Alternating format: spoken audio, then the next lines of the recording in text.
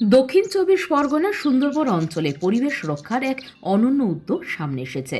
রায়দিঘি বিধানসভার নগেন্দ্রপুর এলাকার পূর্ব শ্রীধরপুরে মুক্তি সংস্থার প্রতিষ্ঠাতা সমাজসেবী শঙ্কর হালদারের নেতৃত্বে শুরু হয়েছে ম্যানগ্রোভ রক্ষা ও নদী বাঁধ সংরক্ষণে এক সমন্বিত কর্মসূচি, যা ইতিমধ্যে স্থানীয়দের মধ্যে নতুন আশা সঞ্চার করেছে। প্রাকৃতিক দুর্যোগ প্রবণ এই সুন্দরবন এলাকায় প্রতি বছরই নদী বাঁধ ভাঙনের সমস্যা প্রকট হয়ে ওঠে। জোয়ারের নোনা জল গ্রামে ঢুকে পড়ে, ক্ষতিগ্রস্ত হয় কৃষি জমি ও মানুষের বসবাস। এই সমস্যার স্থায়ী সমাধান খুঁজতেই উদ্যোগী হয়েছেন শঙ্কর হালদার। স্থানীয় স্তরে তার নেতৃত্বে শুরু হয়েছে নদী বাঁধ শক্তিশালী করার কাজ। বাঁধের দুর্বল অংশে ম্যানগ্রোভ গাছ লাগানো হচ্ছে, যা প্রাকৃতিকভাবে মাটি ধরে রেখে ভাঙন রোধ করতে সক্ষম। পরিবেশবিদদের মতে এই পদ্ধতি দীর্ঘমেয়াদে অত্যন্ত কার্যকর। তবে শঙ্কর হালদারের উদ্যোগ শুধুমাত্র বাঁধ মেরামতে সীমাবদ্ধ নয়। সুন্দরবনে ম্যানগ্রোভ জঙ্গলে সম্প্রতি বেড়ে চলেছে পোকার আক্রমণ, যা গাছের পাতা ও শিকড় নষ্ট করে দিচ্ছে। এর ফলে বিপন্ন হয়ে পড়ছে পুরো বাস্তুতন্ত্র। এই পরিস্থিতিতে তিনি নিজেই দল নিয়ে জঙ্গল পরিদর্শনে নামেন। ক্ষতিগ্রস্ত এলাকাগুলি ঘুরে দেখে বিশেষজ্ঞদের সঙ্গে আলোচনা করে তিনি প্রাকৃতিক উপায়ে পোকা দমনের পরিকল্পনা গ্রহণ করেন। রাসায়নিক ব্যবহার এড়িয়ে পরিবেশ বান্ধব পদ্ধতিতেই সমাধান খোঁজার উপর জোর দেওয়া হচ্ছে। এই প্রকল্পের আরেকটি গুরুত্বপূর্ণ দিক হল ম্যানগ্রোভ নার্সারি তৈরি। পূর্ব শ্রীধরপুর এলাকায় ইতিমধ্যে গড়ে তোলা হচ্ছে এই নার্সারি। সুন্দরবনের বিভিন্ন প্রান্ত থেকে সংগ্রহ করা হচ্ছে ম্যানগ্রোভের বীজ। সেগুলি থেকে চারা তৈরি করে পরবর্তীতে বাঁধ ও জঙ্গলের ফাঁকা জায়গায় রোপণ করা হবে। মুক্তি সংস্থার মাধ্যমে এই কাজকে সংগঠিত রূপ দিয়েছেন শঙ্কর হালদার। তাঁর এই উদ্যোগ শুধু পরিবেশ রক্ষাই নয়, স্থানীয় মানুষের কর্মসংস্থান তৈরিতেও গুরুত্বপূর্ণ ভূমিকা নিচ্ছে। বহু গ্রামবাসী প্রকল্পে যুক্ত হয়ে নতুন করে জীবিকার সুযোগ পাচ্ছেন। স্থানীয়দের মতে শঙ্কর হালদার দীর্ঘদিন ধরে এই অঞ্চলে কাজ করছেন এবং মানুষের পাশে দাঁড়িয়েছেন বিভিন্ন দুর্যোগের সময়। তাঁর এই নতুন উদ্যোগ সুন্দরবনের ভবিষ্যৎ রক্ষায় বড় ভূমিকা নিতে পারে বলেই মনে করছেন সবাই। বিশেষজ্ঞদের মতে ম্যানগ্রোভ গাছ সুন্দরবনের প্রাকৃতিক ঢাল হিসেবে কাজ করে। ঝড়, জলোচ্ছ্বাসের ধাক্কা কমানো থেকে শুরু করে ভূমিক্ষয় রোধ, সব ক্ষেত্রেই এই গাছের ভূমিকা অপরিসীম। তাই ম্যানগ্রোভ সংরক্ষণ ও পুনরুদ্ধারের এই উদ্যোগ অত্যন্ত তাৎপর্যপূর্ণ। সব মিলিয়ে রায়দিঘির নগেন্দ্রপুরের পূর্ব শ্রীধরপুর থেকে শুরু হওয়া এই উদ্যোগ আজ সুন্দরবনের বিস্তীর্ণ অঞ্চলের এক নতুন দিশা দেখাচ্ছে। শঙ্কর হালদারের নেতৃত্বে মুক্তি সংস্থার এই কাজ সফল হলে তা ভবিষ্যতে অন্যান্য উপকূলীয় অঞ্চলের কাছেও একটি আদর্শ মডেল হয়ে উঠতে পারে। দেখো, ইতিমধ্যে কিন্তু আমরা সুন্দরবনের যে ম্যানগ্রোভ অরণ্য রয়েছে সুন্দরবনে, সেই বনানী এলাকায় উপস্থিত রয়েছে গভীর সমুদ্রের দুপ্রান্তে বিশাল বনানী। আর বনানী ধ্বংস হচ্ছে বিভিন্ন কীটপতঙ্গের জন্য।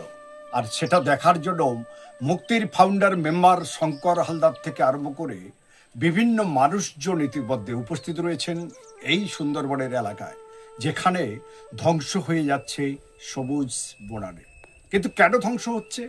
এখানকার বিশেষজ্ঞ যারা রয়েছেন বা যারা উপস্থিত রয়েছেন তাদের সঙ্গে কথা বলে জানা গেছে, এই যে গাছগুলো রয়েছে, ম্যানগ্রোভগুলো রয়েছে, মূলত যে গাছগুলোর ধ্বংস হয়ে যাচ্ছে শুধু একটা পোকার কারণে। আর এই পোকা যে ধ্বংস করছে তার কারণ কিন্তু একটাই, যে দিনের পর দিন যেভাবে কুড়িয়ে কুড়িয়ে খাচ্ছে এই গাছ, আগামী দিনে সুন্দরবন থাকবে তো? প্রশ্ন রয়েছে মুক্তি। তবে মুক্তি সংস্থা ইতিমধ্যে কিন্তু তারা চিন্তা ভাবনা নিয়েছেন, বিভিন্ন বিশেষজ্ঞ নিয়ে আজকে জঙ্গল পরিদর্শনে বেরিয়েছেন। আর পরিদর্শনে এসে তারা কথা বলে বিশেষজ্ঞদের সঙ্গে ঠিক করছেন আদৌ কি এই পোকাগুলো কি মেরে ফেলা সম্ভব, সবুজ বনানীকে রক্ষা করা সম্ভব। আর যদি রক্ষা করা সম্ভব, এখানে তো কীটপতঙ্গ মারার জন্য কোনো পেস্টিসাইড প্রয়োগ করা যাবে না, তাহলে পরিবেশ নষ্ট হবে, বন্ধু পোকা মারা যাবে। তাহলে বায়োলজি পদ্ধতিতে বা সুসংগত পদ্ধতিতে কিভাবে এই বনানীকে রক্ষা করা যায় সেটার জন্য আমাদের দেখতে হবে। আমরা ইতিমধ্যে এখানে আছে, আমরা যেখানে এসেছি স্পিড বোর্ডে উপস্থিত রয়েছেন ফাউন্ডার মেম্বার যেখানে শঙ্কর হালদার মহাশয়। ওনার কাছে জানতে চাইবো, আপনারা যে এখানে দেখলেন বা এটা পরিদর্শন করলেন, কি চিন্তা ভাবনা নিচ্ছেন, কি করে রক্ষা করা যাবে এই সবুজ বনানী? দেখুন, আমাদের কয়েক বছর ধরে আমরা তেমন ফল পাচ্ছি না ম্যানগ্রোভে, যার জন্য আমরা নার্সারি করতে পারছি না। আপনারা জানেন মুক্তি লার্জ স্কেলে এই ম্যানগ্রোভ প্লান্টেশন করে, বিশেষ করে আমাদের নদী বাউন্ডারি ধারে ধারে, যাতে নদী বাউন্ডারি ভেঙে না যায়। তো আমরা খুবই উদ্বেগের সঙ্গে জানাচ্ছি যে এই গাছগুলো এক ধরনের পোকা এসে খেয়ে নিচ্ছে। পোকাটা মথের মতো, এবং সেই পোকাটা রাতের বেলা বের হয়, কারণ যেটা শুয়োপোকার মতো রাতের বেলা বের হয়, আর দিনের বেলা ওই প্রজাপতিগুলোর মতো দেখবেন আমরা উড়ে বেড়ায়। আর এরা সব গাছ খায় না, কিন্তু এরা ওই কেবলমাত্র গেঁয়োটা টাইপের বানি টাইপের যে গাছগুলো, বানি, পেয়ারা বানি, কালো বানি, সাদা বানি, আমরা লোকাল যে নামগুলো বলি, ওইগুলোই খাচ্ছে। তো প্রিলিমিনারি রিসার্চ চলছে, বিভিন্ন ইউনিভার্সিটির সঙ্গে মুক্তি কাজ করছে। সেটা থেকে জানা গেছে যে ইয়েদের ফুড চেন যেটা হয়, মানে ধরুন আপনি ফুড চেন বলতে আপনি তো জানেন যে একটা ঘাস ফড়িংকে যেমন একটা ব্যাঙে খায়, ব্যাঙকে সাপ খায়, সাপকে ময়ূর খায়, এরকম। তাহলে একটা ব্যালেন্স থাকে যে তাদের জনসংখ্যা খুব বড় হয়ে না যায়।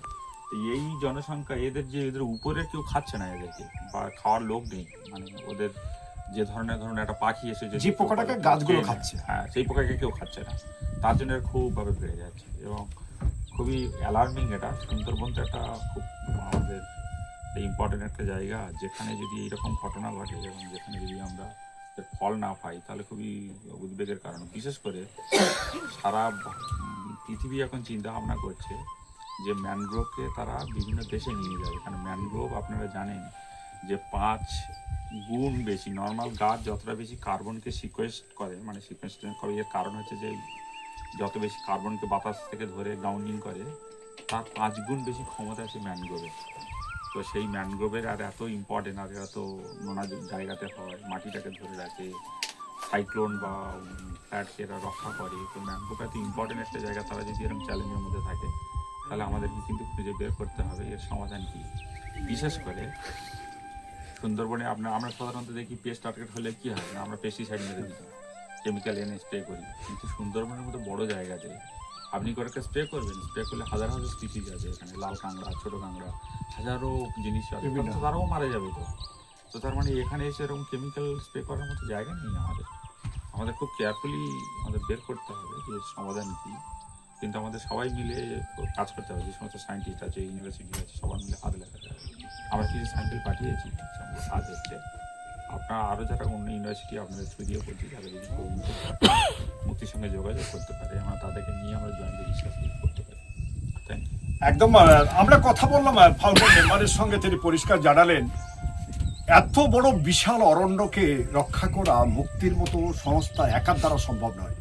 যদি ভারতবর্ষ তথা পৃথিবীর যে সমস্ত এনজিও কিংবা সরকারি উদ্যোগ সবাই যদি একত্রিত হয়ে, অর্থাৎ মুক্তির হাতে হাত ধরে যদি এই বনানী রক্ষার চিন্তা ভাবনা করে, তাহলে অতি সত্বর তাকে এই বনানীটাকে রক্ষা করা যাবে। কারণ তিনি পরিষ্কারই বলেছেন এত বড় জায়গা রয়েছে, এখানে কোনো মতে পেস্টিসাইড স্প্রে করা কোনোদিন সম্ভব হবে না। আর করলে তাহলে বন্ধু প্রজাতি বা যেটা ইকোসিস্টেম হচ্ছে, সেই সিস্টেমটা ধ্বংস হয়ে যাবে, ধ্বংস হবে পৃথিবী। আর সেই রক্ষা করতে গেলে সবাইকে হাতে হাত রেখে লড়াই করতে হবে। দক্ষিণ 24 পরগনা থেকে গোপাল শীলের রিপোর্ট, মুক্তির সময়।